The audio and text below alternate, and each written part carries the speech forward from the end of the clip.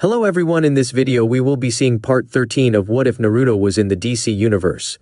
So be sure to stick around until the end. Let's get started.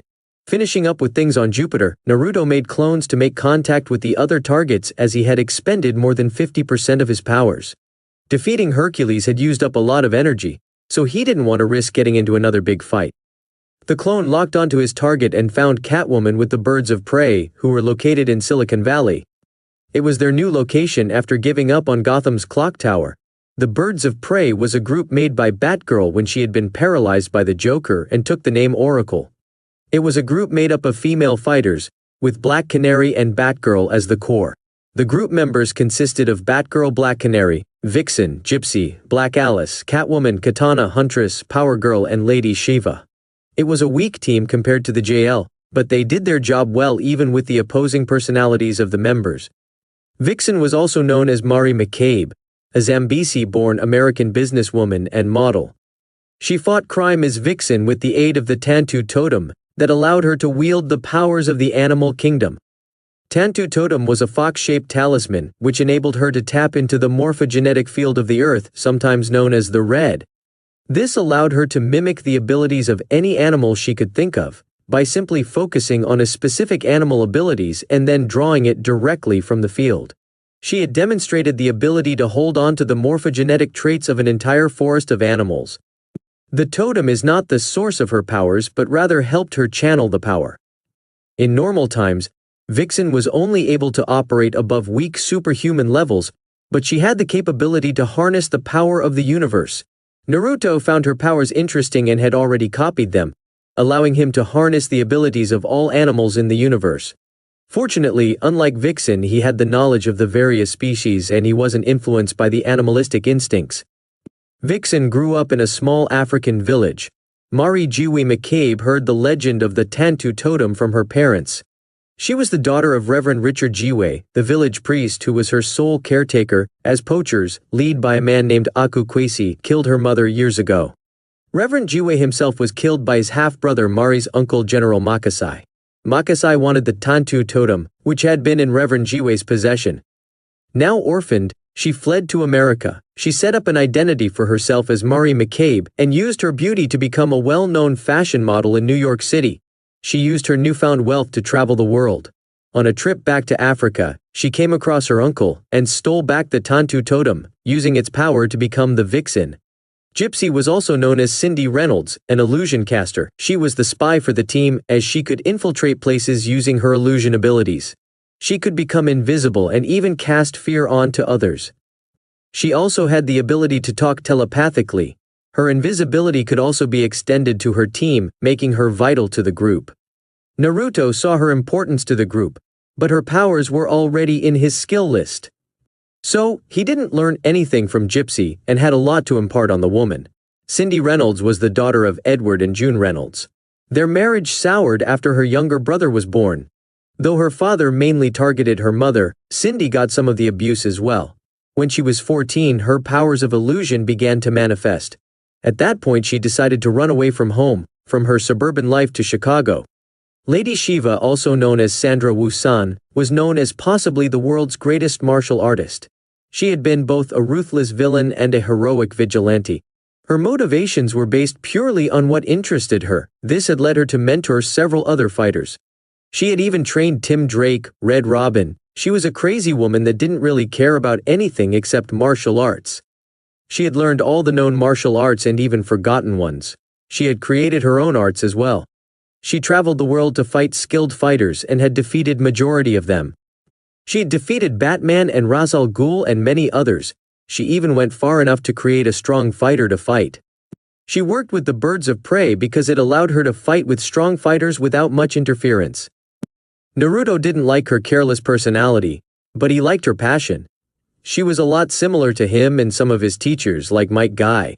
She worked to improve daily, and he could appreciate such a trait. Even though she was a normal human, Lady Shiva was still within his range because of her talent. Normally, Naruto wouldn't consider normal people for childbearing as it would only weaken the bloodline. Sandra grew up in Detroit with her big sister. They practiced martial arts constantly, and people would travel to watch them spar together. The assassin David Kane observed them, and noticed that Sandra was holding back out of love for her older sister. Kane brutally murdered Carolyn and left her body for Sandra to discover. This allowed Sandra to explore her true potential. Sandra sought out David Kane looking for revenge and tried to kill him. The League of Assassins defeated her, but she forgave Kane when she realized that he had set her free. Kane allowed Sandra to live if he would bear her a child. Sandra had a daughter, Cassandra Kane, and gave her up to David. Katana, also known as Tatsu Yamashiro, was a Japanese superhero. Wielding the Soul Taker's sword, she had become Katana. The sword took the souls of those killed by it, which included her husband Masao Yamashiro. The Soul Taker, along with its non-powered twin, was forged in the 14th century by Muramasa, whose swords were said to be cursed and made those who were evil commit evil acts. It took the souls of those it killed, storing them inside the sword, where they could engage in limited communication with whoever wielded it. These souls could be reincarnated by the means of a sacred ritual, under which they would serve their summoner, even if it is against their will. Katana didn't know about the second ability and just used the sword normally. However, Naruto was enlightened by the sword. He thought about making weapons from his soul that would be further enhanced by eating other souls. As such, his equipment went through a change and became part of his soul. He knew that once the earth was under his control, there would be millions of souls that would fall to his might. Tatsu was an average Japanese girl, save for her proficiency in the martial arts. Two brothers, Masao and Takeo Yamashiro, both proclaimed their love for her. While she liked both, she chose Masao. This angered Takeo, who refused to attend the couple's wedding. By this time he had joined the Yakuza, and as a result, his family disowned him. After the deaths of Tatsu's parents, she and Masao started a family of their own, and she gave birth to twins Yuki and Reiko.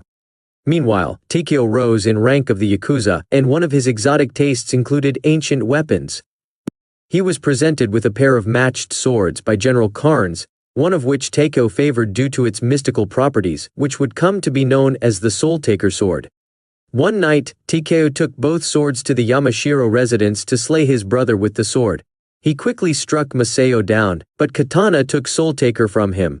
In the course of the fight, Takeo accidentally started a fire, and Tatsu's family died. With Soul Taker in her possession, Tatsu began training as a samurai under a master called Tadashi. After much time, she graduated from his tutorship and left for America, where she intended to use her talents to fight for justice, as she didn't want to live in Japan where the past haunted her soul. She took the codename Katana after the sword that she wielded. Black Alice, also known as Lori Zeklin, was a young magical leech. She could borrow the powers of other magic users. She was inexperienced and quick to anger, and in desperate search of herself and a place to belong.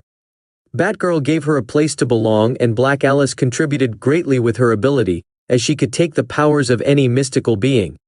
Magic usurpation was the ability to temporarily usurp the magical powers of any being, even ones as powerful as the Spectre, gaining all its skills and power and leaving it powerless in turn. The limit to the distance at which she can steal power of a target being is limitless. She has even shown the ability to steal the powers of two beings simultaneously. It made her one of the most dangerous beings on the planet. However, these powers didn't remain permanently, and without them she was just above a normal human. The more powerful magic she takes control of, be it from one or multiple sources, the shorter she can hold on to it, and she doesn't know exactly how long powers will stay before they go away. Power sufficiently beyond her comprehension can render her catatonic, such as when she attempted to absorb the powers of Satanus. Naruto found the power really interesting, and could feel that it was even a threat to him. Naruto could copy the abilities, but he wasn't taking it from the owners, meaning, Black Alice had the ability to even use the borrowed powers on the level of those immortal beings. Though she didn't have much control on those powers, and Naruto had a way to cancel her powers. He saw Black Alice as a powerful addition to his group and wished to recruit her and allow her to grow properly. She was under the guidance of Dr. Fate to help her control the unstable powers, but heroes had problems going far into their powers. Unlike them, he wouldn't limit her abilities and allow her to go further than ever. Black Alice used to be a normal girl, but one day, overwhelmed by shame, Mrs. Zeklin committed suicide by overdosing and drowning herself in her pool. Lori discovered the body when she came home from school. Lori also discovered later that same night that she had a mystical ability. She could borrow the magical powers of other superheroes or supervillains, She did not have the same control over the powers as their owners and had little control over when she could take them or how long she could use them. Despite this, Lori, taking the name Black Alice, formulated a plan to avenge her mother's death and punish the prescription drug traffickers whom she saw as above the law. Lori's father, shattered and slipping into depression, becomes a recluse. He tried to pretend for Lori's sake that nothing was wrong. Her mother's death also distressed Lori, but she was aware of the change in her father and assigned herself the role of caregiver. Her grades began to slip, and she became alienated from her peers. Her primary social group, a Wiccan circle, expelled her because she was emitting black energy after her mother's death. In actuality, the circle's leader, Laura's best friend Dawn, was jealous of Laura's real and growing powers. From then on, she tried to operate alone but was almost killed and was saved by the birds of prey. Black Canary was Dinah Laurel Lance, one of the world's foremost martial artists. She was the daughter of Dinah Drake, who used the moniker before her, and a frequent partner of Green Arrow, who over time became her boyfriend and husband. Black Canary has been an important member of the Justice League of America and the Birds of Prey. Dinah possessed a metagene that gave her a potent sonic attack, able to damage and stun foes or objects, to the point of shattering metal. She possessed an incredible degree of control over her vocal cords. This enabled her to mimic sounds and generate any sound she desired, even developing several abilities. The canary cry had been able to reach 300 decibels, which was enough to make a person's ears start bleeding even if they're not the attack target. Naruto saw Dinah as a way to convince the JL further, especially since Green Arrow was close to breaking. He had observed everyone and knew their personalities. Among the JL members, Diana, Green Arrow, Aquaman and some others were inclined towards his way of thinking. They had been fighting crime for decades and only saw the number of supervillains increasing. Not even the old villains were dead yet. Dinah Laurel Lance was born into a family of crime fighters. Her father, Larry Lance, was a police officer, while her mother, also named Dinah, was the original Black Canary. Dinah chose to become a crime fighter at the age of 19, despite her mother's wishes to the contrary. Following a rigorous training program under the watchful eye of the original Black Canary's close friend Ted Grant, also known as Wildcat, Dinah took up her mother's identity and adopted a costume as her own. Differentiating herself from her mother, Dinah was unique in the fact that she had the power to do a canary cry, a super-powered shriek to use against her foes. At one point, Dinah's canary cry was the result of her being cursed by the criminal the Wizard during her childhood. However, due to mysterious changes in the timeline, these sonic powers were later said to have been a byproduct of Dinah possessing the metagene, making her a super-powered meta-human since birth. Finally, there was Power Girl, also known as Kara Zor-El. She was an older Supergirl with a different personality and was close to Superman in strength. Though the Man of Steel had lived under the yellow sun longer, so his powers were much greater than most Kryptonians. Naruto found the Kryptonians fascinating and extremely useful to his cause. Unlike other big forces, Naruto wasn't afraid of bringing them back.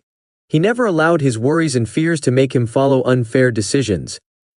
If he was going to bring back innocent lives, why shouldn't he bring back Krypton? He already planned to bring them back, and it was one of the reasons that Supergirl was extremely happy with him. He wasn't afraid of going against the primal forces and looked forward the experience. Kara was born on the planet Krypton, where she had a cousin named Kal-El and a friend named Val-Zod. When Krypton exploded, Kara was sent to Earth, but when she arrived, her cousin had already grown up to become Superman. Kal and his wife Lois adopted her, and eventually Kara became Supergirl, a member of the Wonders of the World and friends with fellow vigilante Robin, Helena Wayne. When Supergirl arrived on Earth, Darkseid's invading forces had not yet publicly made their presence known. However, in order to protect her from the invaders and have a secret weapon in reserves, Kal-El kept Kara hidden on a Micronesian island, raising and training her there. As a further precaution, Kal forbade her from leaving the island, even if it was to help someone. However, teenage rebellion drove Kara to periodically sneak off the island when she knew her cousin would be too busy to notice. Using her super speed, she was able to perform good deeds without anyone seeing that she was not Superman. It was during one such outing that she would meet her best friend Helena, Earth 2's Robin. After the war with Apocalypse escalated, Kara began serving publicly as a wonder of the world. Her efforts helped keep the war at a stalemate. When Batman discovered a way to end the war, Kara was kept out of the mission and ordered to guard the nuclear devices that the world's governments had decided to keep to the very last. Superman, Batman, and Wonder Woman were killed, but they managed to destroy Darkseid's towers, disabling the parademons and saving the Earth. As Supergirl caught up with Robin, and without any time to grieve their lost mentors and family, their attention was caught by a boom tube portal with a lone figure appearing within it. The Earth's last two remaining heroes plunged into the portal. Arriving in the current universe, Kara took upon a new identity and became Karen Starr. She used her powers to collect precious minerals, and became a billionaire that invested in tech with the best scientists, so that she could find a way back. During her stay on this Earth, she was involved in a relationship with Michael Holt. Their relationship started when Michael invited her as Karen Starr to a fundraiser for Senator Gonzalez's presidential campaign. However, while they were dating, Karen was secretly stealing Michael's dimensional tunneling technology in hopes of using it to return home. Naruto found the team gathered at the base as he had informed them of his visit. He had sent gifts and a letter informing them of the time of his visit. It had been an amusing experience for the women, and it also showed them that he knew them completely since the gifts were aligned to their personalities. Walking out of a portal, Naruto entered the meeting room of the team and was greeted by Power Girl. "I am honored, but it would be better if we took some time to know each other," Naruto muttered as Power Girl stood extremely close. Rolling her eyes, she stepped back. She had thought it might have been an enemy attack, but it was just their guest. She wouldn't have been present for the meeting, but the gift sent to her demanded her presence. "I hope you are not here to flirt, as that would be extremely disappointing," Batgirl said as she stood up and looked him up. They were meeting the most wanted man on the planet, and she couldn't help but want to see his utopia. She was already killing people as a cop, so she didn't have much of an issue with his kills. Especially since Emperor was not just a vigilante but a ruler. He killed people while giving the proof of the misdeeds, so none could question him. That would be a wonderful idea, but I prefer to focus on work at the moment. And thank you for your cooperation. I am happy to meet you all. Naruto smiled as he removed his armor and greeted them before taking a seat in the middle, so all of them surrounded him. The girls were aware of his character and understood that he was calm and confident. It was also a fact that he didn't backstab people or use traps. It meant that they didn't have to worry about an attack when he came to talk. "So, why are we here?" Catwoman asked as all the girls were seated and ready to rumble if anything looked shifty. "Isn't that obvious? I am here to ask for your answer and convince you to my cause. I thought you would come to me, but I guess I overestimated my charms." Naruto looked at her and chuckled lightly. His appearance and manners really shone as he sat there confidently. The girls almost found themselves charmed. "I was observing the scenery before making my decision, and I don't see him." "Yes, where is he?" Batgirl also continued on that line. "Jason Todd is relaxing with his new friends. Do you want to talk to him?" Naruto offered, and the girls saw a screen appear where they could see Jason on the beach with the other members of the team. They were having some victory barbecue, with extra sauce and taste of victory. "That could just be an illusion," Gypsy countered as she found no reason to believe what she was seeing. Even if the person was extremely handsome, she wasn't going to make it easy. The others girls looked at him, agreeing with those words. With experience in the hero field, most people became jaded, and it was hard to convince them. "Do you want me to bring him here? How about you bring him here and let Black Alice borrow your powers?" Batgirl offered. Now, that would be extremely disrespectful. Girls, you shouldn't treat me so lightly and act in such a manner. We are all civilized people here, so I expect some courtesy. And Lori wouldn't be able to copy my powers. It requires knowledge and experience. Plus, I can take back my powers. Yes, I know everything about you, and I can use all of your abilities. I am confident that most of you are willing to follow me, so let us talk." Naruto's tone hardened for a moment before becoming normal, and the girls understood not to push him too far. He wasn't their servant that he would just follow their desires. Hearing his declaration, the girls were alarmed. Emperor was already strong enough, but he even had the ability to copy abilities. It was extremely alarming. "Sorry about that, but how do we know it is the truth?" Catwoman asked after apologizing. It was scary questioning someone so powerful, but she had gotten used to it. Naruto just shook his head and connected all of them to his soul, to assure them and make it easy for them to communicate. "That is the real Jason Todd, and I helped him overcome his hate. I intend to do the same for your lover, Catwoman." I believe it would help if you girls joined me, since it is just a matter of time. I know that all of you want to continue fighting for good, so in my empire you will be legal personnel and not some illegal vigilantes. Unlike the current world, you can trust me, and you can question me. I am the emperor, but the emperor has advisors, and doesn't just make decisions on a whim. I hope you can get the picture now. Naruto didn't want to waste his time arguing, and used his persuasion abilities. He showed them what he was doing in detail and what they wanted to see. Saving Jason was already a big sign for them, and the fact that all the other heroes joined him also helped his point. Are you sure you can help him? No one has succeeded till date. Batgirl was convinced by the other things, but the point about Batman was just crazy. She would love to see her mentor smile and live happily, but she couldn't even imagine the man without his serious persona. Batman was the real thing and Bruce was just the persona. It was what he believed. He found joy in crime fighting, though it was drowning him darkness. The teammates and children under him helped Batman stand up and continue fighting. He lightened up and found something to live for, but even that didn't last for long. The fear and pain was still inside, and it was eating him up. There was so much distrust and paranoia inside his soul that he could end up snapping in the wrong manner. It was never good to hold everything inside, and Batman kept everything hidden within his heart. There is nothing impossible for this emperor, and healing the broken minds is one of my specialties. I have experience of thousands of lives that allow me such confidence. Look around you and you will not find a single failure. Once I start working on Batman, he will fall without a doubt. Look at yourselves, have I not solved most of your problems? You were stressed and frustrated with life. Now look at you. Now you only have a single worry, this emperor. Naruto responded while summoning some drinks for everyone according to their desires. Just like always, none had the words to deny his statements. It was a fact that the world was at peace since Naruto started working. And the heroes found themselves relaxed. The worries of the past were mostly gone and society was changing for the better. The only worry was Naruto now, as he had too much influence, ambition and power. What do you need from us to help Batman? Catwoman asked with hope budding inside her heart. She had confidence in his skills and wanted to see her love smile again. I just need your support. Batman just needs to know that you are with me. We will talk to him together and I will heal his broken mind. We will help him overcome his fears. Do we have a place as heroes in your world? Batgirl asked something that had been on her mind. Naruto's world was perfect, so what need did he have for human figures like them? The answer is very obvious and can be found within my interviews. I intend to transform all of humanity to a new stage in everything. That means all of humanity would have their genetics modified to give them higher stats. I want my people to be the best, not even second best. Even though it would be a world where people would have almost everything, there will always be a need for an army to keep that peace. Amongst the normal populace, many people would choose to serve in my army, and those people would have a higher blessing. But I would need people even above them. You are those people and I intend to give you immense power according to your courage and ambition. Even someone like Batman would have the power to physically contend with Superman once I give him my blessing. That is the simple truth.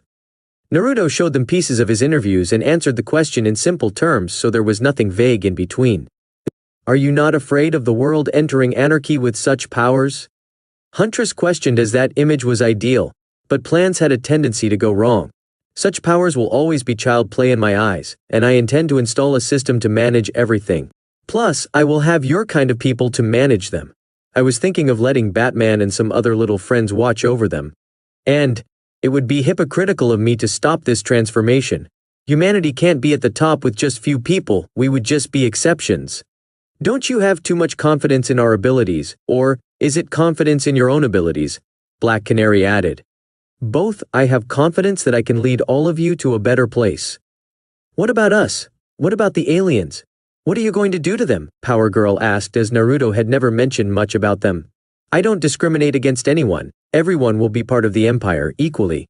I just didn't talk much about other species because most of my audience was human. I have already talked to the resident aliens, and I accept them as my people.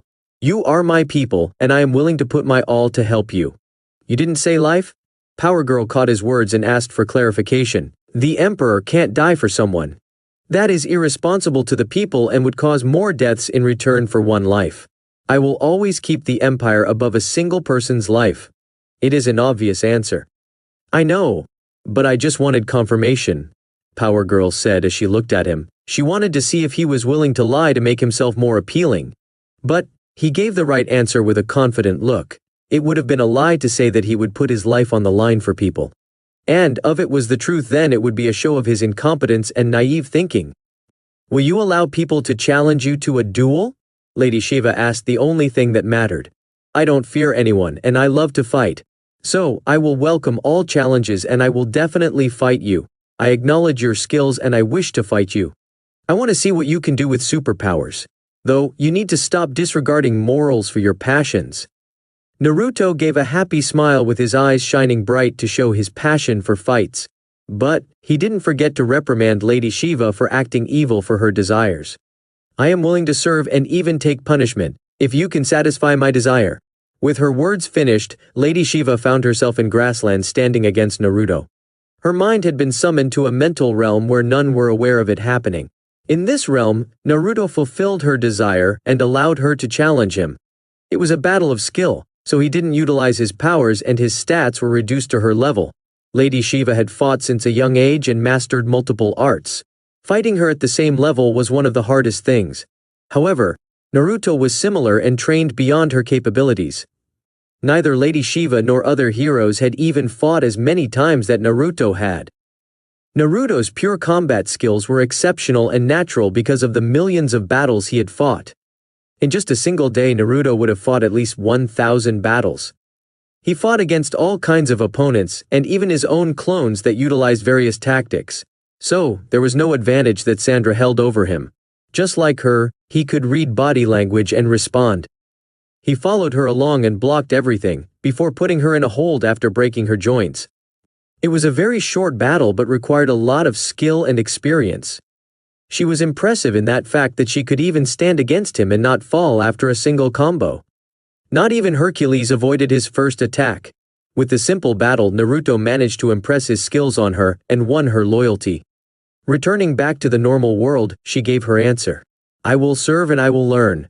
Sandra muttered as she looked at him while the girls were confused for a moment before they understood what happened. In the single moment that Shiva had asked about a duel, Naruto had fulfilled her request and won. Naruto commanded her to come to him and she complied by walking towards him and sitting on his lap. This will hurt. But after that you will have the power to fight against Aquaman physically. We aren't very different in our passion towards the arts, and even my master has such obsession with it. I believe you would like to spar with him. Naruto muttered as he held her face. I shall look forward to meeting your teachers. Lady Shiva didn't even show a single worry about the punishment and allowed the kiss. She didn't mind having Naruto's child, and would even love to have his child, to make him the ultimate warrior. Looking at the drama going on, the girls were definitely surprised because it was Sandra. Seeing her actually respond and show some emotions was a memorable event. Finishing up with her, Naruto had managed to win the interest of most of them. It was especially true for Black Alice, who didn't have such experience and found Emperor to be an awesome personality. Talking with the team, Naruto had a separate talk with Power Girl and Huntress since they didn't seem to want to share their origins with others. It was possible for Raven and Dr. Fate to return them back home, but they didn't approach either of them. The reason was simple, as they didn't want anyone to know about their world. The information could spread from any of them and unwanted entities could target their world, which was already mostly doomed. When would you like for us to go to your world? Naruto questioned as they sat above the clouds, watching the beautiful scenery below. Just like they had expected, Emperor knew about their origins and their desire. But, did they want Emperor to visit their world? Thinking about it, the answer was very simple. They wanted him to visit, unlike the other heroes, because the Emperor wouldn't leave once he visited. Do you intend to conquer the multiverse? Power Girl asked calmly. She was curious where his ambitions ended. Yes, I intend to rule everything. I don't like the idea of people suffering somewhere that I can reach. You can say that I am kind of a perfectionist. I see. We will leave the date of our departure to you, since you are so good at planning. However, don't expect the same from us. We aren't going to offer ourselves to you. Power Girl replied as she turned to him. She did find him attractive, physically and mentally, however, she didn't know him. Naruto chuckled at her words and walked closer to her. I didn't expect such a thing from any one of you. You are free to choose and I won't interfere with that choice. Nonetheless, you all can relax now as I will ensure that your world achieves an era of peace. I am not afraid of Darkseid, and he is one of my targets once I am done with Earth. Looking into her eyes, Naruto could see the same features possessed by Kara. Both girls were extremely attractive, though their personalities differed. Power Girl was cautious and calculative while also being playful. Kara was straightforward and hot-headed, and extremely kind even though she said otherwise. Coming closer, though, I wouldn't mind courting you. Naruto muttered those words while Power Girl seemed to have been in a trance, expecting a kiss. Seeing his playful expression and wink, Power Girl understood how he had played with Sandra. He was an enemy of all women. His skills in seduction were just too high. His voice, his eyes, his looks, his mannerism, all of it caught the eyes. Finishing up playing with Huntress and Power Girl, Naruto also finished the talk with the rest of the girls and managed to convince them to follow his cause. Vixen followed along after hearing and seeing the state of Africa after Naruto's interference. Black Alice followed along because she was charmed, and because her family life had been cleared because of Naruto's help. Her father was in tip-top shape. Black Canary was convinced because of the Bat family part and because Naruto brought up Green Arrow, her husband. Green Arrow was falling apart and she had seen his state worsening, but it had gotten better after Naruto appeared. The man had been talking about killing the criminals, though he had been trying to play it off as a joke. She agreed to follow Naruto, because her husband would also follow him and finally fight the way he wanted to bring about real change. With that, he disappeared while the other clones talked with Young Justice and Titans. Even though he was tired, Naruto intended to have a talk with Batman and Superman before moving on to the next day's plan. While Naruto was talking to others, the Justice League gathered to confirm the future. They were about to make an important decision, so they couldn't avoid making such a move. All of them were gathered and waiting for Flash to gather the information. Using the cosmic treadmill, Flash went 5 years into the future and it was beyond his expectation. There was nothing. He was floating in empty space. There were no planets and there was no sun. Where am I? Flash wondered as he was unsure if he was in the right place or something went wrong with the device. He couldn't find a single clue of the area being their solar system. Thinking about it, Flash decided to move around and see if he could find his planet. Running along, Flash moved from one place to another until he came across Rimbor. It was one of the planets he knew about, and it was a gathering place of criminals. Regardless, it was good enough for him since he could finally get some information. I should probably talk to Green Lantern about space travel. Traveling in the dark is terrible. Flash thought as he started gathering information and came across terrible news. The Earth and its solar system were gone. It had been 5 years since it took place, and the one behind it was the Emperor. The Emperor killed all heroes and villains on the planet, before devouring the whole solar system like his species. He belonged to a parasite-like species that sucked dry the life force of planets and stars. If that wasn't enough, these creatures made people stronger and killed them. These creatures would strengthen everyone on a planet and then kill them before devouring the planet's life force. It was not for some sadistic reason. These creatures gained the experience, skills, and powers of all beings that died on the planet.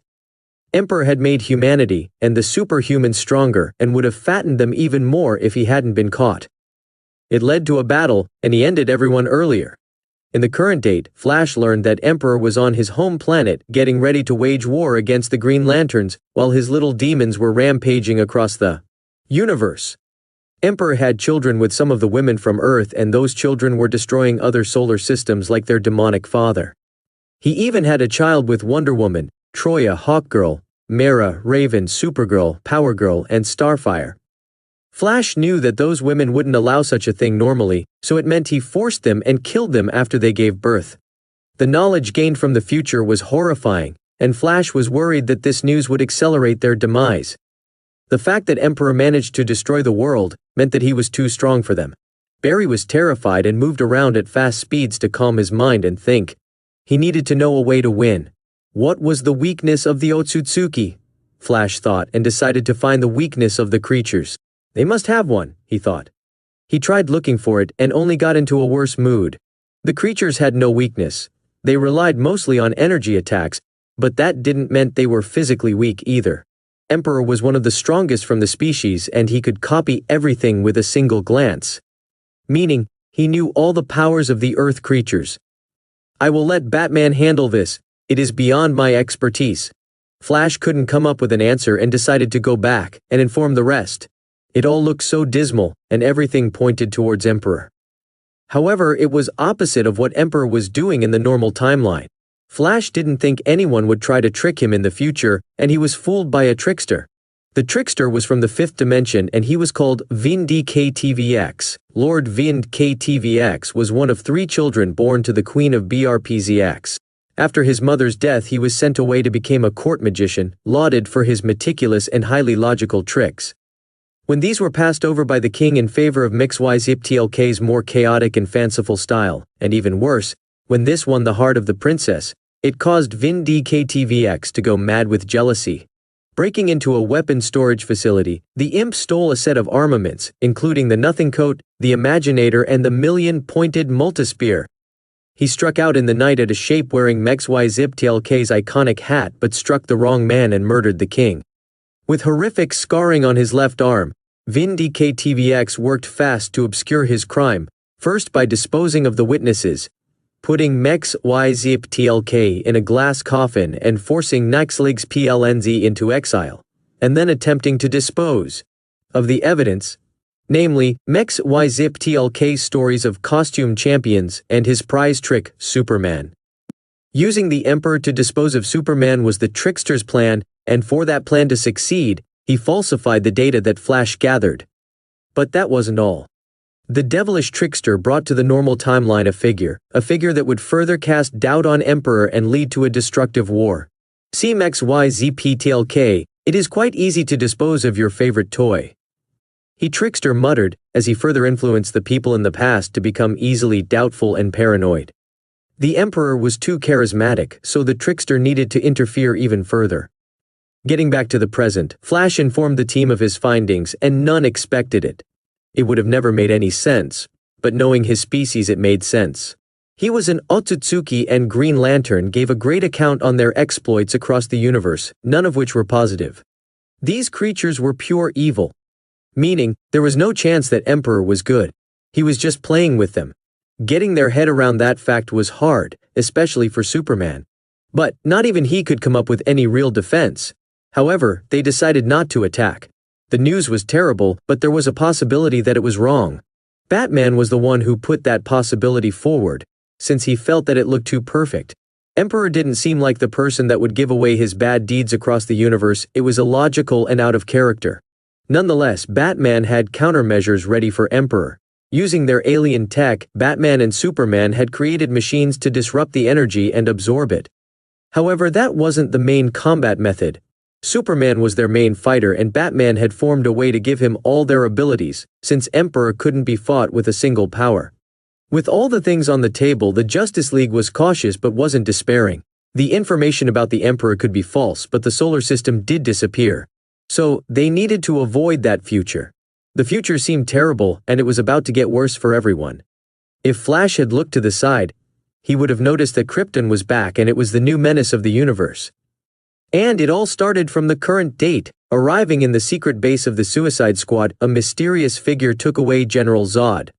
He came and disappeared like a ghost.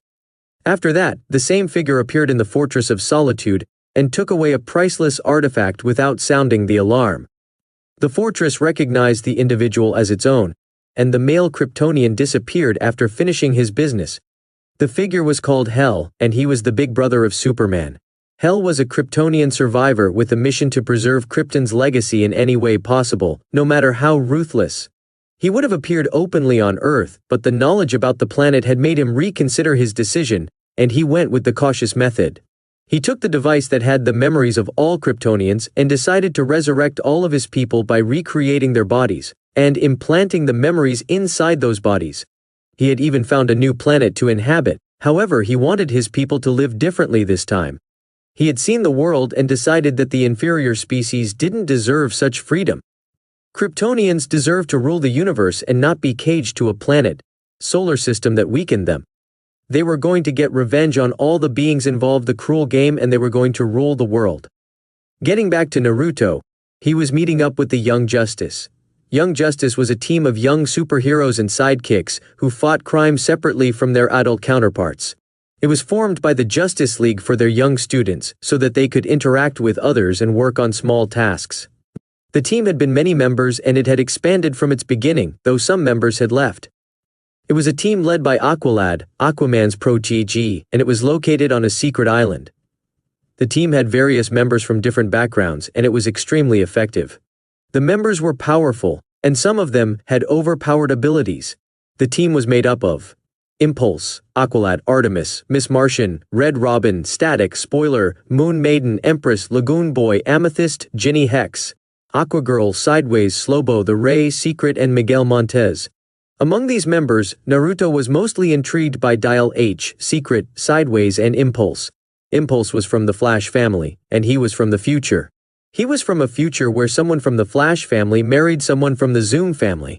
Zoom found about it and decided to kill the child. Impulse was born with the powers from the start and was aging at a fast rate, meaning he would have died within few years. His grandmother decided to save him from the Zoom family, since his parents died to Zoom and brought him back to the past where Flash could help him control the powers. Naruto was interested in knowing about the future, even if it was not much since Bart was just a child. Other than the future, DLH had Naruto's full attention because he could contend with everyone on the planet and the universe. The teenager had the ability to call upon all heroes, fiction or non-fiction, for help. Once the request had been made, Miguel would be transported to the Unvierse while some hero would take his place and finish the task. It could even someone that was still alive, meaning it could even summon Emperor from the future. The Unvierse existed above the normal realm, so it was not bound by time or space. To Naruto, such power was shocking. After growing in power since the beginning, Dial H had been one of the most shocking aspects of the new life. With such power at hand, Dial H was almost invincible. However, there was a big weakness. Miguel could be taken out with a bullet very easily before he used the dial. Nonetheless, Naruto had also copied the ability, but it was something that he wasn't willing to use. He didn't want or like someone replacing him. Then there was Sideways, and he had the power to travel through dimensions. He could create rifts and teleport anywhere. The young man could even use the rifts to fight people, and these could cut anything. Naruto benefited greatly from copying these powers as they further enhanced his spatial manipulation and allowed him total freedom. Finally, there was Secret. She was a ghost-like girl, and she had the ability to store people into a pocket dimension that was within her body. Inside the pocket dimension, she could terrorize and break people mentally. The pocket dimension was like the abyss, without any light or hope. This skill was also copied, and it allowed Naruto to further enhance his fear tactics. Getting back to business, Naruto appeared on the beach and was greeted by Moon Maiden. He had informed her that he would be coming, and this time they would talk to her new team, friends. Over the last month they had gotten closer, and Serenity had acknowledged Naruto as the emperor that would rule humanity. She was the guide towards a better future, and she had accepted her role as advisor. During the month, Serenity had been learning a lot about the world and how a country worked. Her teachers had taught well, but she needed to update that knowledge and further enhance her understanding. Whenever they met, Naruto would talk to her about complex subjects, and they would spend hours on it before relaxing. In a single month, he had taken her heart. Serenity felt shy about falling for someone older than her, since Naruto felt like he was at least in his 30s and could even be in his thousands. It felt like a crush without any possibility, but she still tried to get his attention, as she didn't want to feel any regrets, and she couldn't show such weakness. As the guide of humanity, she couldn't just do what she knew she could do. She also had to do what she knew she might fail at. Without trying something new, she would always remain at the current level and never move forward. That was against her role as the guide. Fortunately, Naruto seemed to be interested in her as well, though she found out that he wasn't exactly looking for normal romance. Serenity took some days to think about it and decided to accept it. Her teachers came from the past times, so she wasn't exactly foreign to such an idea and understood why Naruto was doing it. It was tactical and necessary for the leader of the universe. It was a harsh choice for him and the women that accept it, but Naruto was making it acceptable, or it could have been depressing for everyone involved. Becoming Naruto's lovers turned out to be her best decision, as she experienced true joy and felt his unfiltered love. Her days became bright, and she was swimming in the ocean of hope and overwhelming affection. Just like he had said, she could never return from that choice. Once you choose the emperor, you never go back. Serenity finally understood that point and knew she could never live without him. Naruto gave her a hug and kiss before taking out a gift. He always showered good people with rewards, and people closer to him got more benefits. Serenity didn't care about the gifts, and just loved being in his arms. Walking hand in hand, Naruto shared what had happened during the day before arriving at the barbecue party arranged by the team. Serenity had managed to convince them to talk to Naruto without informing the adults, and half the team seemed to agree without much convincing. It seems that Naruto had already won their support without meeting them even once. Arriving at the party, Naruto saw the team sitting on some logs talking to each other. Once they saw him, they all stopped. It was their first time meeting him, and it was a very important meeting. Going behind the adults also gave it another spice. The first one to greet him was Impulse, and he did it in a very friendly and enthusiastic manner. Bart lived a fast-tracked life, and he was extremely friendly and made a lot of jokes. He even started off by joking about Naruto might getting killed one day by the different women that loved him. The other enthusiastic friend was Dial H, as the young man looked up to heroes and Superman was his favorite. Emperor was on good terms to Superman, and he was also a hero, so he was in Miguel's good books. The only one not happy with Naruto was Red Robin, because his appearance had caused Batman trouble and further divided the family. However, Naruto didn't let any hostile intentions stop him, and he greeted everyone in a positive manner. He even gave them wonderful gifts before sitting down with them. He didn't treat them differently from the adults and gave them the respect they deserved. Naruto appealed to them with his achievements and explained to them everything that he was doing. To go even further, Naruto directly targeted the team's members. He talked about helping the Bat family and how he was going to do it. This helped him get closer to Red Robin and Spoiler. Naruto fixed Slowbo's problem and made his body grow up to its potential, winning his support. Slowbo was a failed clone of Lobo. Lobo was someone that couldn't die, and clones could be made from a single drop of his blood. When Lobo had been turned to a bloodstain on the ground, thousands of clones had been made, and they fought each other to become the real Lobo. However, Slowbo had been a failure, and he hid away. He escaped from the situation and was helped by Secret. Having a chibi body and lower stats wasn't enough. Slowbo was also slowly dying, and the League hadn't been able to help him. The Atlanteans were next, and they didn't have a problem with Naruto since he had cleared away all their problems. He had made the world a clean place, and the oceans were once again free from pollution. Naruto talked about the new planet that he was giving their species, and all of them were on board with that idea. They all knew how much the Atlanteans disliked the surface dwellers and their uncaring attitude towards other species. Secret was next, and she was a girl that was confused about her place in the world. She was Ghost that couldn't live a normal life. She had been in love with Red Robin, but the young man was with Spoiler. It made her extremely jealous, and she had even fought Spoiler about it. Nonetheless, she came to the reality that she was a ghost and nothing could ever happen. She helped out the team, but underneath Secret was depressed by life and just wanted to live a normal life. She didn't even mind losing all her powers. Naruto enhanced her powers and gave her a body of flesh. It solved all her problems, and she was finally able to freely touch and experience the real world. It won her heart and the heart of others. Finally, he went for Miss Martian. Megan was a white Martian that had been adopted by Martian Manhunter as his niece. She had been living on Earth, but her violent nature showed up during the fights. She had almost killed and mentally destroyed many enemies during her initial fights. Even now, she had difficulty holding back, and it made her teammates vary of her nature. Naruto gave her a hug and told her that he acknowledged everything about her. He knew and accepted her hard work. He knew the difficulties she endured. He gave her the acceptance she needed and gave her a great boon. Naruto gave her mental blocks that made her less aggressive and just on the normal side of things. Naruto even brought her realm form out for others to see and helped Megan get accepted by her friends. Seeing her real form made them understand the torture she would have endured to act normal, since white Martians were a warlike race that would kill and enslave other species. It was going against her genetic code to act as a hero. With all his acts of kindness, it would be strange if the heroes didn't give him a chance. Though Naruto even allowed Dial H to call his future self or check if he was actually in the Unvierse or not. It was something he had to say because Impulse came from a future where Naruto wasn't present at all. Bart knew nothing about Emperor, and it was kind of expected, or he would have already informed the Justice League. From that answer, Naruto knew that Bart came from a future where he chose a different path. He might not have chosen to interfere with the alien universe and decided to lay low before going back home. Or it could also be the future where he might have been taken down by a powerful entity before he could grow in power. There were countless possibilities, and the possibility of Naruto's success in the conquest was actually on the low side.